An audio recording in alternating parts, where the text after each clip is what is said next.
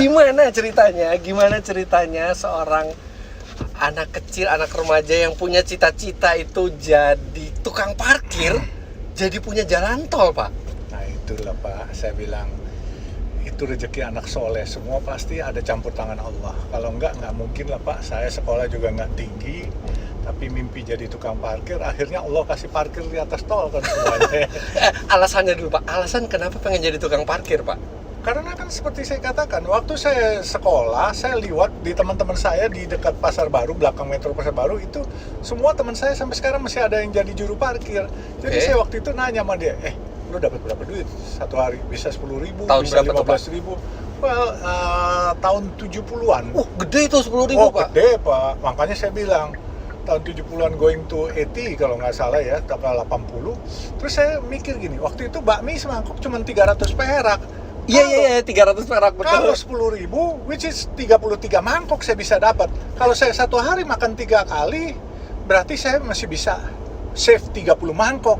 More than enough, mau ngapain lagi gue? Mendingan jadi tukang parkir aja. Waktu itu sekolah kan juga baru SMA gitu kan. Akhirnya sempet nyoba nggak jadi tukang parkir? Enggak sih, cuman ya biasa parkirin teman-teman aja, nggak sempat nyoba. Tapi gitu. masa teman-teman terus dimintain Pak? Kan? Iya enggak, jadi kalau parkir mobil kiri, kanan teman. Tapi saya sempat jadi supir, termasuk di Kanada waktu saya berangkat ke sana, saya supir untuk moving orang-orang yang pindahan rumah, saya sewa truk. Loh, Kanada tuh untuk kuliah Pak? Untuk kuliah, tapi ternyata nggak habis juga Pak. Saya ini semua saudara saya ada yang titelnya 12, teman-teman saya ada yang S1, S2, S3, cuman saya S Mambo Pak. Loh, Pak Yusuf itu kuliah di mana aja? Saya di Trisakti pernah, di Jayabaya pernah, ya kan, terus di Untak pernah, terus di Amerika saya pernah, terus di Kanada saya pernah. Tapi ada yang selesai nggak Pak? Nggak ada Pak.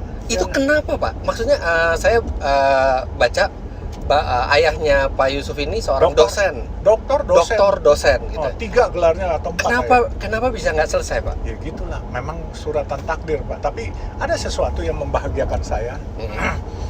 Hariman Siregar kan toko malari itu. Iya betul. Waktu ayah saya meninggal kan iklan di koran besar-besar. Terus dia bilang, gue ikut berduka cita. Dia manggil saya Alung. Lu, gue ikut berduka cita. Padahal nama saya kan Alun, dia panggilnya Alung.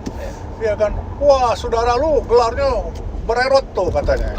Bapak lu gelarnya bererot semua, kakak adik lu semua bergelar, cuman lu yang nggak bergelar, tapi gelar lu yang paling hebat. Maksud lu man, lu ngeledek gue lu. Enggak, itu kan dari, mereka gelarnya dari akademis. Kalau lu kan di situ Haji Muhammad Yusuf Hamka, gelar lu dari Allah katanya. Dia nyenengin saya doang. Nah, tapi orang tua gimana Pak? Orang tua kan pasti mengharapkan akademis Pak. Memang orang tua saya dulu kepengen saya jadi dokter Pak. Iya kan. Tapi saya pikir kalau saya jadi dokter saya nggak jadi sekarang. Jadi makanya saya bilang nggak lulus saya. Andai kan ada salah satu yang lulus dapat gelar, mungkin perjalanan hidup pasti akan berbeda.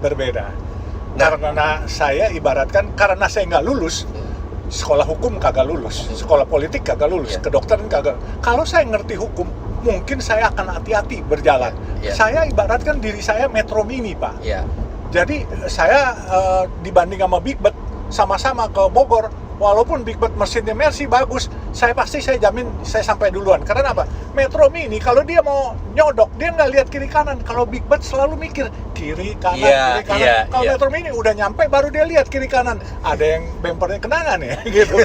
Itu kalau dia, jadi ibaratnya saya mah yang penting asal sampai dulu, nggak usah mikir kebanyakan. Kalau mikir kebanyakan kagak sampai-sampai Pak. Nah, lahir dari keluarga akademis, akademik. Dari mana muncul keinginan untuk bisnis itu Pak? Iya, sebenarnya gara-gara nggak dapat uang jajan. Gara-gara uang jajannya dulu ayah ibu saya boleh bilang pelit Pak. Kita nggak dikasih uang jajan. Tapi kan artinya kalau pelit tidak hanya ke Pak Yusuf, pasti ke kakak adiknya juga dong. Betul. Tapi kenapa di Pak Yusuf itu jadi tergerak untuk bisnis, mencari uang? Nah, saya waktu itu kebenaran komunitas teman-teman saya itu mamanya buat dagangan es mambo sama dagang asongan kacang-kacang garing gitu Pak. Nah, jadi kalau anak-anak pulang sekolah, dia berdayakan kami. Ayo mau ambil nggak sekalian dagangin katanya. Jadi kan dia distributor lah katanya. Bawa kita, dan saya bawa. Saya nangkringnya di Masjid Istiqlal situ. Dan pembeli-pembeli saya kebanyakan teman-teman muslim yang sholat di sana. Jadi mungkin karena unik, yang Cina saya, ada satu teman saya lagi si Encing, cuman dia Hitachi, hitam tapi Cina. Jadi nggak kelihatan Cina. Saya yang putih kelihatan Cina. Jadi setiap teman-teman muslim yang belanja kepada saya dulu kan ada uang ringgitan. Iya. Jadi kalau 10 perak tuh 4 ringgit, Pak. Iya. 1 ringgit tuh 2,5 perak. Jadi kalau mereka beli, 7,5 perak. Terus lebihnya pulangan seringgit gitu, saya kembaliin. Dia bilang, nggak usah dah buat kamu.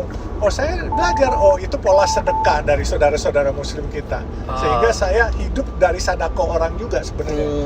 Gitu. Jadi sehingga sekarang ya kita mulai belajar di situ dari kecil terima sedekah orang, ya sekarang kita harus bersedekah untuk orang banyak.